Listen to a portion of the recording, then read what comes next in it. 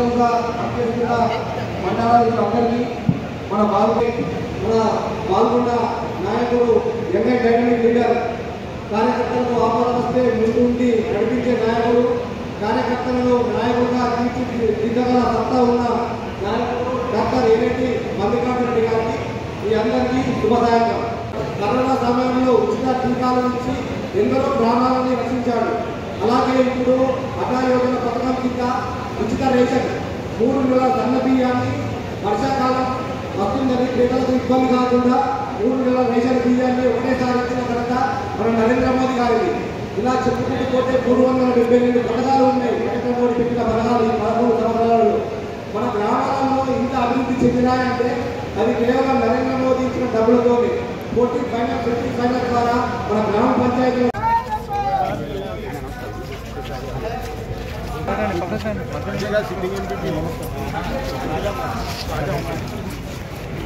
కోరుకుంటున్నాను. ఎంపీ మన dynamic leader సభ్యులు మనందరి ఆధార దైవమైనటువంటి మన పెద్దలు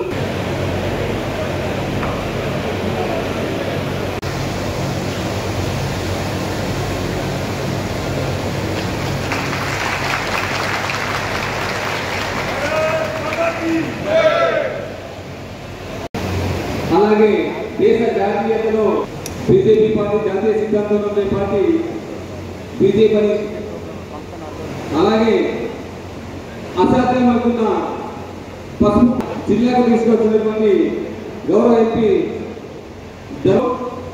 బాల్కొండ నియోజకవర్గ ఇన్ఛార్జ్ రాష్ట్ర కార్యవర్గ సభ్యులు డాక్టర్ బీజేపీ కుటుంబంలోకి వస్తున్న బీజేపీ కుటుంబ సభ్యులుగా మారబోతున్నటువంటి వారందరికీ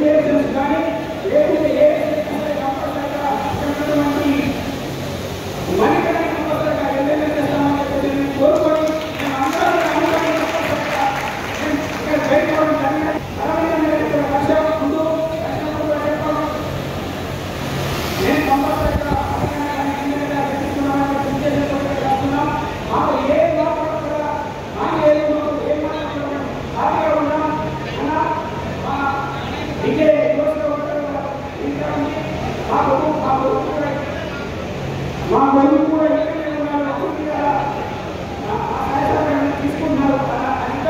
వాళ్ళందరూ కూడా మంచి శరీరంలో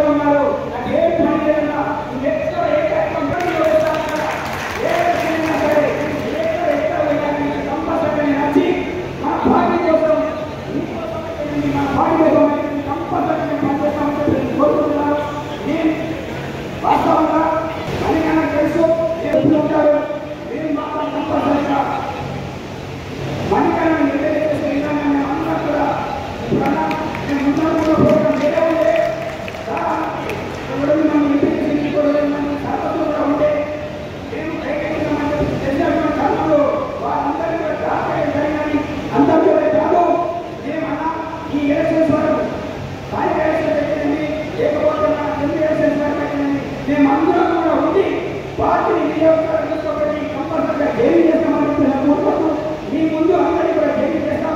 మా జైలుకే కాకుండా ముందు ముందు కూడా ఇంకా ఎన్నో జైలు ఉంటాయి కంపల్సరిగా అని చెప్పి నాకు ఇచ్చే అవకాశం ఇచ్చినటువంటి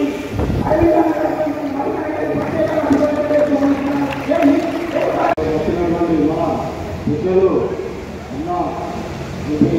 అన్న గారికి అలాగే మన ఆంటీకి మిత్రులు గారికి అలాగే ప్రతి ఒక్కరికి పేరు పేరున ధన్యవాదాలు. ఎందుకంటే నేను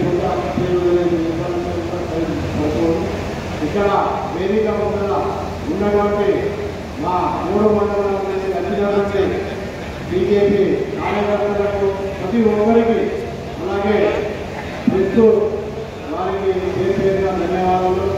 ముఖ్యంగా మేము కూడా 85 చిన్న వయసులే ఈ పాల్గొనలో బీజేపీలో ఉన్నాము.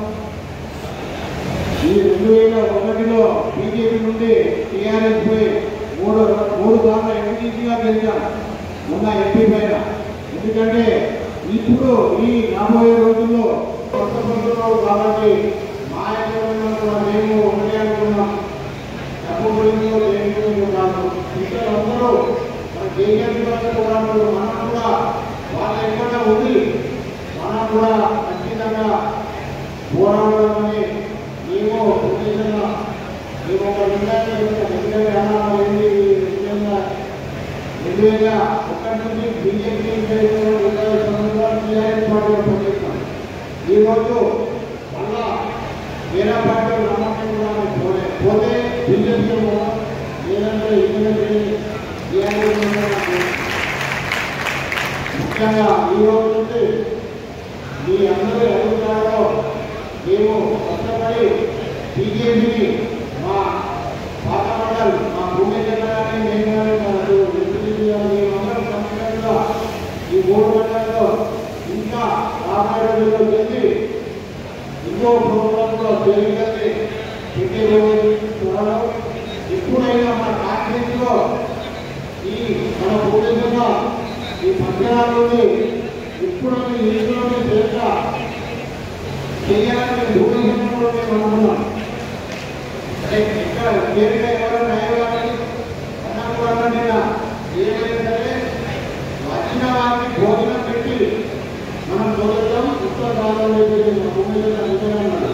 అంటే మన అన్నతో పాటు మేము కలిసినట్టుగా ఇక్కడ నుంచి మేము జీవితాంతం బీజేపీకి లోటు ఉండడం ఎటువంటి లోటు మేము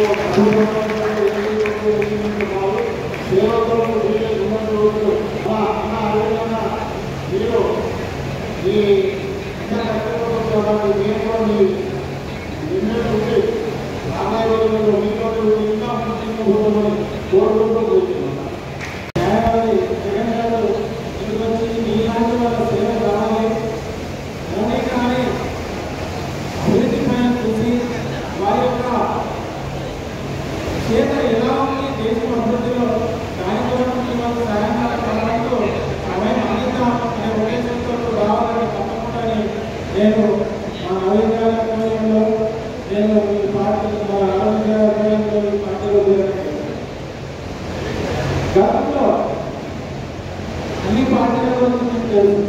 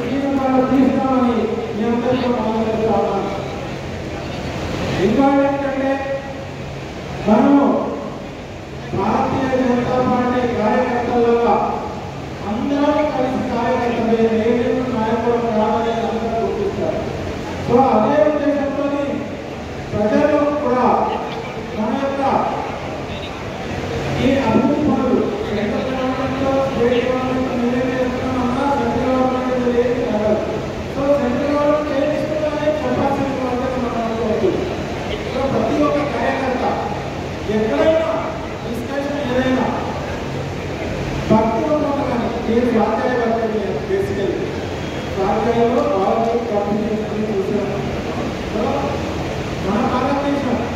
మన భారతదేశం ముందుకెళ్ళాలంటే ఇలాంటి నాయకులు గట్టి నాయకులు ఖచ్చితంగా కావాలి. నిజామాబాద్లో బీజేపీ ఉండాలంటే ఇలాంటి గట్టి నాయకులు ఉండాల్సింది వారి అభివృద్ధి కార్యక్రమాలు మరియు అధికారంగా చెప్తాను. నేను అప్పట్లో మైపాల్ గారు తీసుకొచ్చాను. మైపాల్ గారు చెప్తే ఆయన కాన్స్టిట్యూన్సీ కాదన్నారు, కానీ నేను వెళ్తే లేదు పని కాదని వాళ్ళు. అలాంటి మహానుభావులు ఈ సందర్భంగా కలుసుకోకపోతే కలుసుకుంటూ అందరూ ఈ అవకాశం ఉన్న అందరికీ కృతజ్ఞతలు.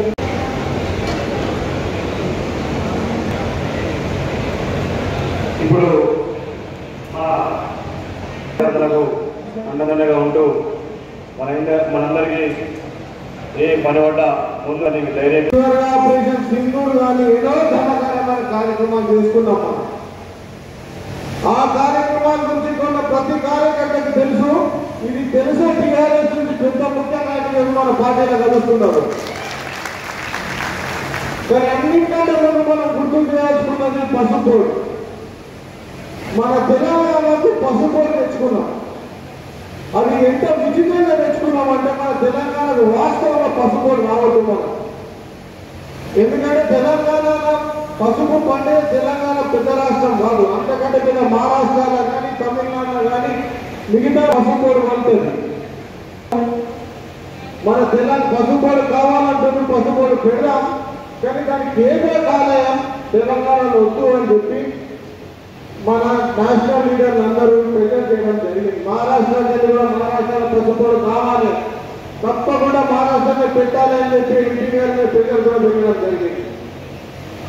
ఎన్టీఆర్ గారు పసుపోడు తెలంగాణ చేస్తానికి ఎంత కష్టపడ్డారో ఈ స్టేజ్ మీద నాయకులే కానీ ప్రతి కార్యకర్త తెలవాలి. కష్టమైన పాత టీఆర్ఎస్ కారణం అయినా ఇది పసుపోడు తెచ్చుకున్నాం.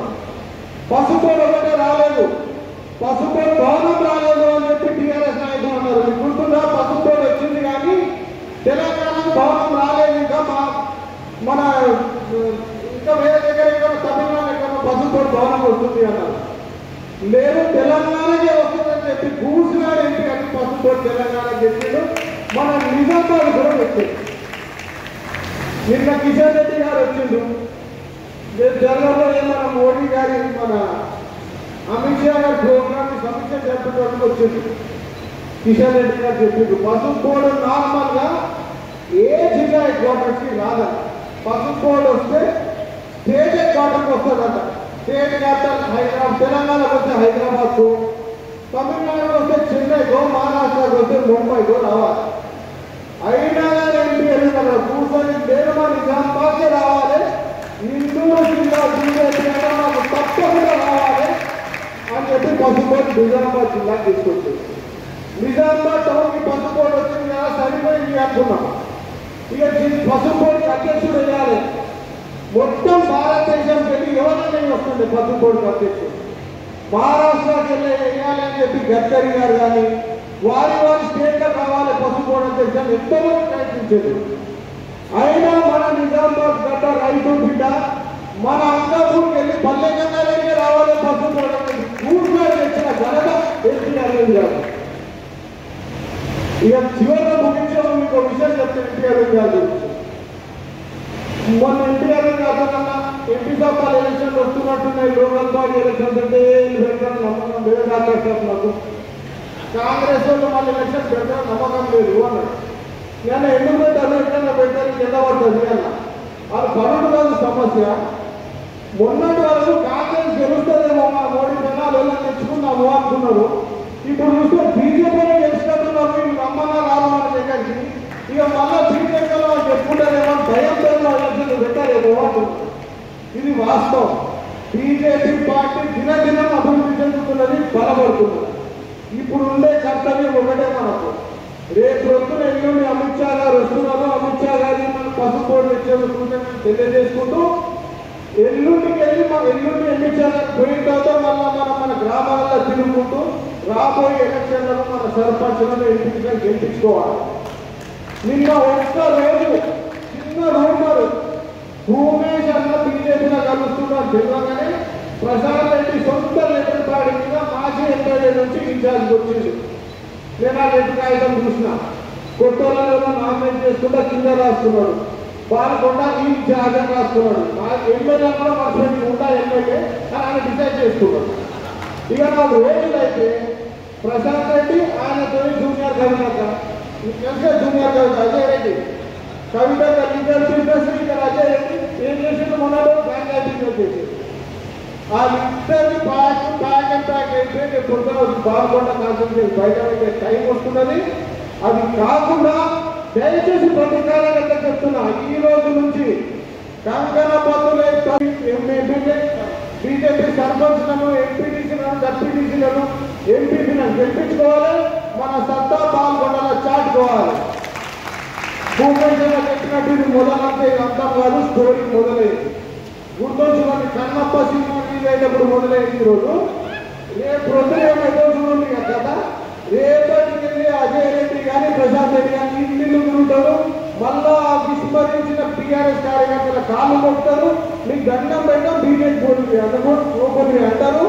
వాళ్ళ మాట వినకుండా బీజేపీ నుంచి పెద్ద ఎత్తున టీఆర్ఎస్ నుంచి పెద్ద ఎత్తున ఈరోజు బీజేపీకి పెద్ద పెద్ద నాయకులు రాబోతున్నారు. ఆల్రెడీ మాటలు మొదలైనవి. ఇంకొక నెల 2 నెలల టీఆర్ఎస్ పార్టీ కాదు, ఇంకొక 3 నెలల్లో కాంగ్రెస్ పార్టీ కూడా కాదు. ఈ ఒక్క విషయం ప్రతి ఒక్కరు గుర్తుంచుకోండి, గట్టిగా పనిచేయండి. ఈ అవకాశం ఇచ్చినందుకు ప్రతి ఒక్కరికి పేరు పేరు ధన్యవాదాలు.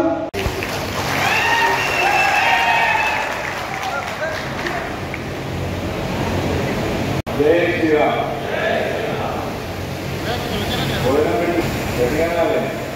జై శ్రీరామ్. అసెంబ్లీ మన సభాధ్యక్షులు అసెంబ్లీ కన్వీనర్ మోహన్ రెడ్డి గారు ఇవాళ భారతీయ జనతా పార్టీని పాల్గొండ నియోజకవర్గ నాయకులు రాష్ట్ర కార్యవర్గ సభ్యులు మల్లికార్జున రెడ్డి గారు,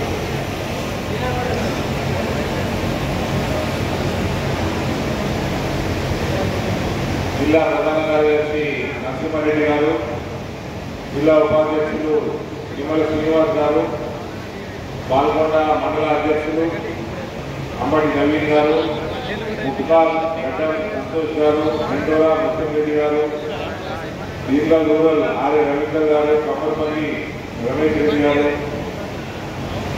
మోర్తాడ్ జాయిన్ అయిన ప్రతి ఒక్క సోదరుడికి మనస్ఫూర్తిగా నేను ఆహ్వానం పలుకుతూ, ప్రత్యేకంగా ముస్కు భూమేష్ గారు, బీఆర్ఎస్ ముక్కాల్ మండలాధ్యక్షులు, మాజీ సర్పంచ్ లింగారావు గారు, మాజీ ఎంపీ రాజామాజీ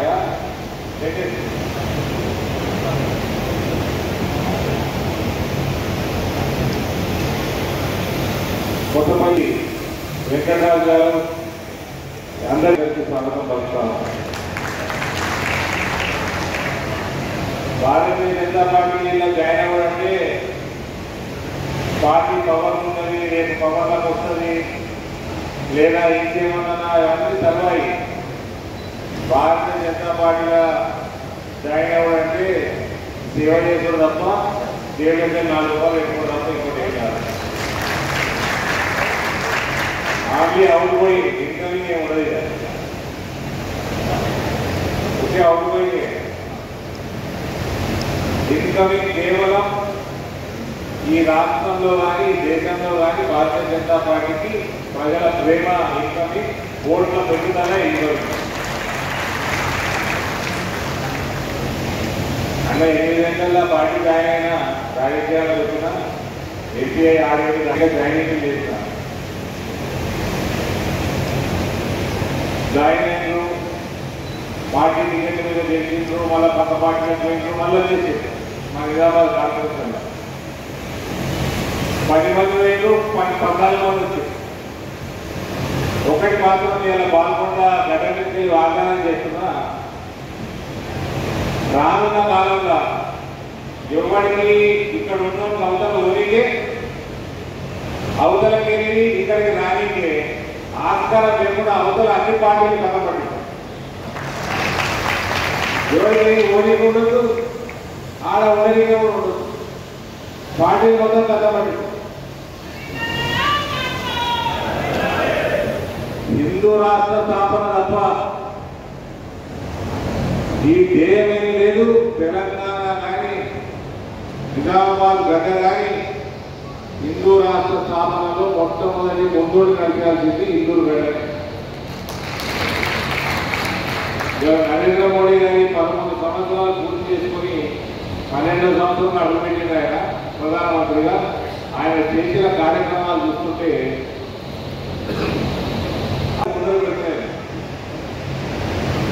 15 కోట్ల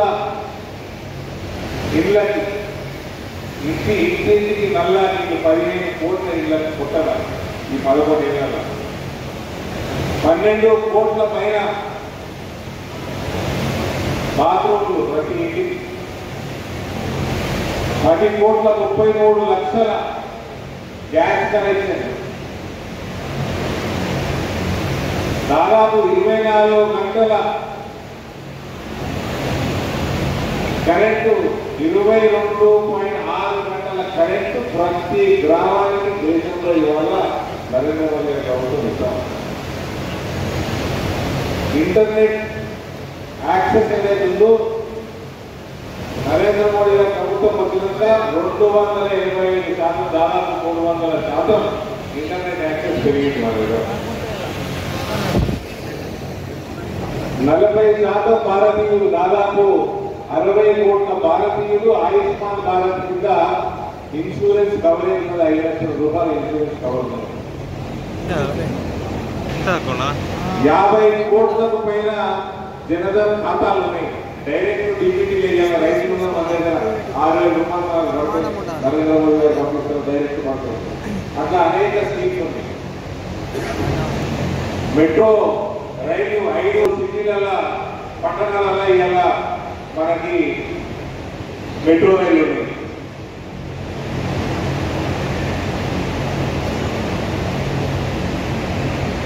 కళ్యాణ యోజన కింద కోవిడ్ నుంచి 81 కోట్ల ప్రజలకి ఫ్రీ రేషన్ నరేంద్ర మోడీ గారి ప్రభుత్వం ఇస్తున్నది. కోవిడ్ నుంచి 6 సంవత్సరాలు అయితే దాదాపు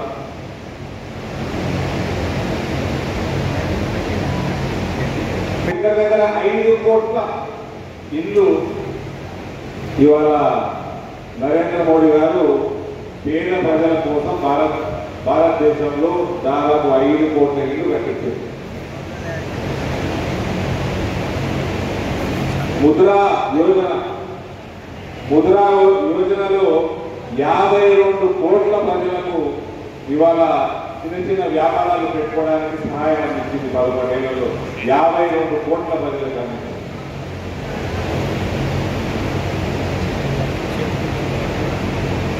నేషనల్ హైవేలు రోజుకు 34 కిలోమీటర్ల నేషనల్ హైవే నరేంద్ర మోడీ గారి ప్రభుత్వం కడతాం భారతదేశం.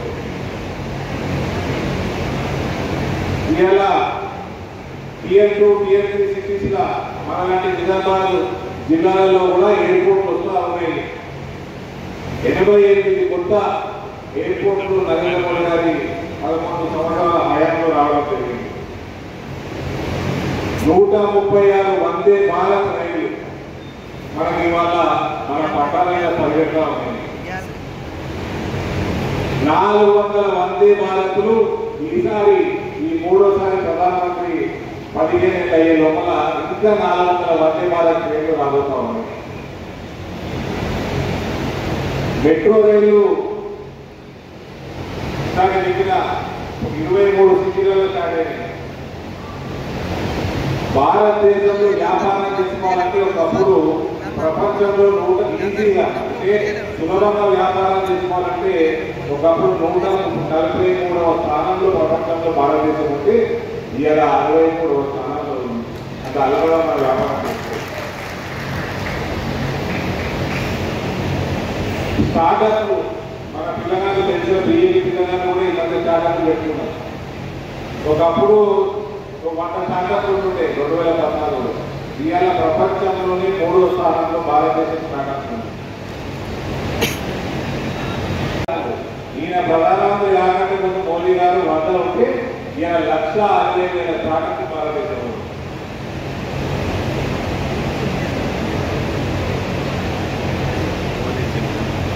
PM కిసాన్ సమ్మాన్ నిధి 6,000 రూపాయలు ఏదైతే మన రైతులకి పెట్టుబడి సహాయం అందుతూ 3.7 లక్షల కోట్ల రూపాయలు రైతులకు సహాయం అందింది. MSP మన ప్రతి ఒక్క వరి మనము ప్రతి ఒక్క రైతు ఏదైతే వరి పండిస్తుందో ప్రతి గింజ కూడా కేంద్ర ప్రభుత్వం దొరుకుతుంది 2.44 లక్షల కోట్ల రూపాయలు దీని మీద వ్యయం చేస్తాం.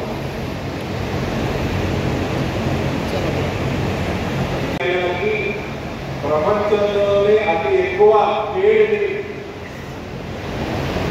ఇవాళ 26 వారాలు 40 వారాల గర్భం దాల్స్తే అందులో 26 వారాలు పేరు నీరుగా భారతదేశం ప్రపంచంలో మొట్టమొదటి స్థానం అంత పేరు చేయడం. ఈ రకంగా కొన్ని అంశాలు మీ మీద మొదలు పెట్టినాను. నరేంద్ర మోడీ గారు ప్రతిరోజు 16-17 గంటలు ఈ వయసులో కూడా కష్టపడి భారతదేశం అభ్యున్నతికి భారతదేశం విలువ ప్రపంచంలో ఏ స్థాయికి ఎదుగుతా ఉందో ఇవాళ మనందరం టీవీలలో చూస్తున్నాము. ఒకప్పుడు కాంగ్రెస్ పార్టీ హయాంలో ఉంటే యూపీఏ 1 యూపీఏ 2 టెర్రరిస్ట్ వచ్చి ఎక్కడంటే అక్కడికి వచ్చి కాల్ చేసుకొని శ్రీలంక టెర్రరిస్ట్ కశ్మీర్లో కానీ పంజాబ్లో కానీ హైదరాబాద్ లుంబిని పార్క్ గోకుల్ చాట్ బాంబే పూనా ఢిల్లీ కలకత్తా 7 వర్షాల బాంబులు పెట్టుకుంటా వేలాది మంది భారతీయులను మొదలు పెట్టుకున్నారు. ఇవాళ ఒక్కడొచ్చి ప్రయాణాల దాదాపు 25 మందిని చంపేస్తే ప్రపంచం మొత్తం ఆగిపోయి భారతదేశం పాకిస్తాన్ చేసిన ఆపరేషన్ సింధూర్. ఇవాళ భారతదేశం వైపు కంటిన్యూ చూసే దమ్ము అమెరికా చైనా లాంటి దేశాలకు కూడా లేదు.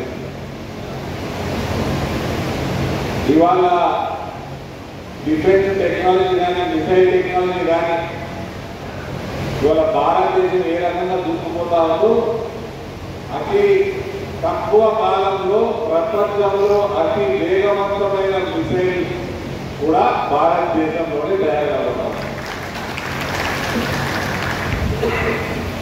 ఈ రకంగా విదేశాంగ వ్యవహారాలు డిఫెన్స్ టెక్నాలజీ మనకి రైతు వ్యవసాయం దగ్గర నుంచి మహిళల ఆత్మగౌరవం దగ్గర నుంచి ఇళ్ల దగ్గర నుంచి ఇన్సూరెన్స్ దగ్గర నుంచి మనకు స్పేస్ టెక్నాలజీ స్పేస్ క్రాఫ్ట్ మన శాటిలైట్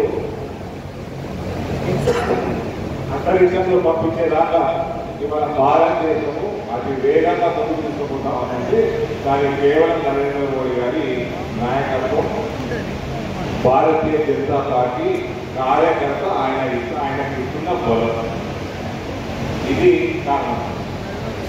కాబట్టి నాకు ఏం ఆశ్చర్యం లేదు. యువత ఇవాళ జాయిన్ అయ్యారు, సీనియర్ నాయకులు జాయిన్ అయ్యారు. రానున్న కాలంలో భారతదేశంలో భారతీయ జనతా పార్టీ తప్ప వేరే పార్టీ ఉండదు.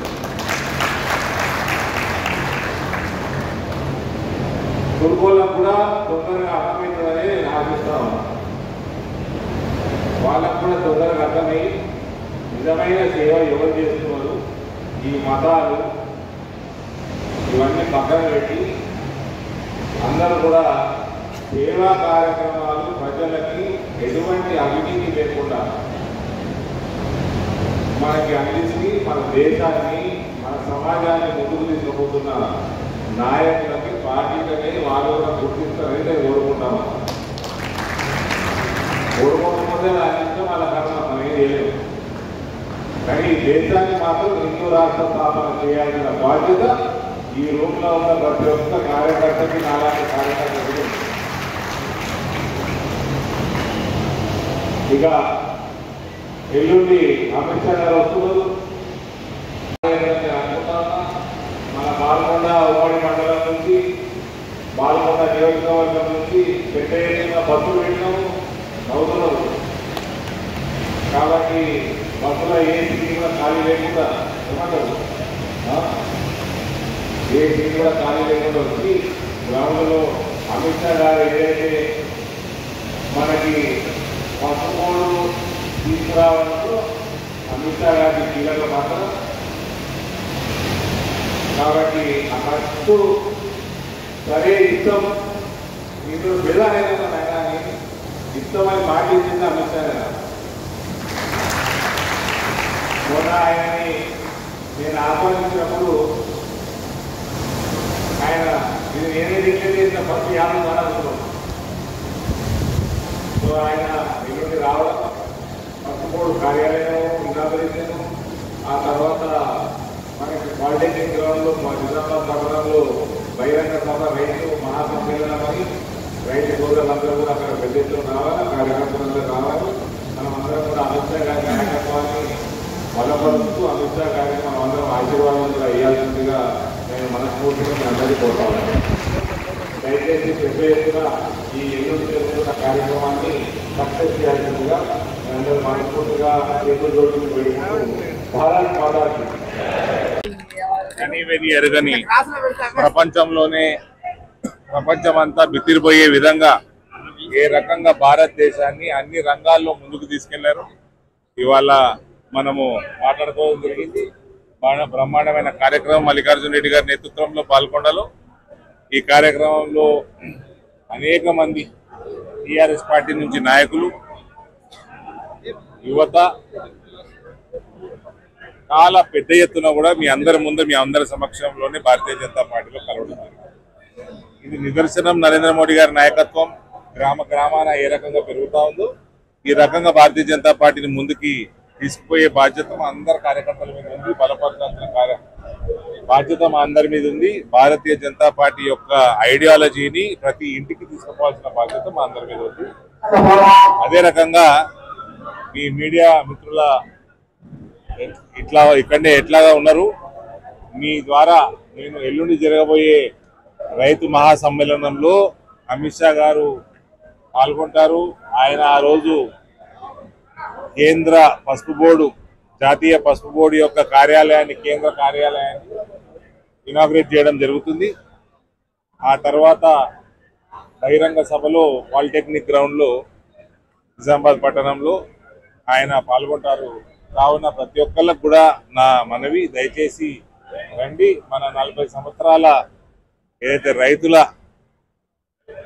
కొట్లాట ఉండేనో పసుపు బోర్డు కోసము, అది ఇవాళ భారతీయ జనతా పార్టీ ప్రభుత్వము, మోడీ గారి ప్రభుత్వము మన జిల్లాకి కార్యాలయం కూడా, హెడ్ క్వార్టర్ కూడా మన జిల్లాకి ఇచ్చి మనందరికి ఒక బ్రహ్మాండమైన బహుమతి ఇచ్చింది. కాబట్టి అందరు రైతులు కూడా రావాల్సిందిగా కోరుకుంటూ వచ్చి అమిత్ షా గారిని ఆశీర్వదించాల్సిందిగా నేను కోరుతాను. Thank you.